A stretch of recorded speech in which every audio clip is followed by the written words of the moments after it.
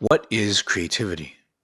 It seems no matter how many times I have this conversation with other artists, the word creativity always comes into complication on how it is defined. I've been given both good answers and really strange answers, from the ability to create something artistic to musicians being able to feel the vibrations of the earth, or what the How I define creativity is simply this. Creativity is the means of creating something that is both practical and unique. If you take 100 people in a room and ask them to list multiple uses for a single brick, you are likely to get many of the same answers. However, the answers that are not only practical but also unique get more creative points.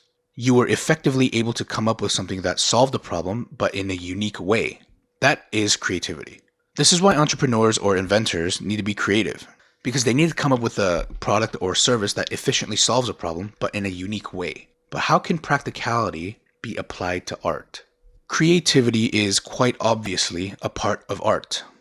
Artists throughout time have always attempted to express ideas, emotions, experiences, events, people, perspectives by creating something tangible that had extractable, observable information portrayed in artistic, symbolic ways that could be viably interpreted by the viewer. Artists always had a point to make, but the method in which they achieved that point is where the creativity lies. How did they make that point? Many people can make the same point, after all. But creativity allows for different, unique methods, and that's where the art comes in. Your art is the how. What was their piece about? Was it comedic, satirical, political, observational, emotional? Was it to make a statement or criticize?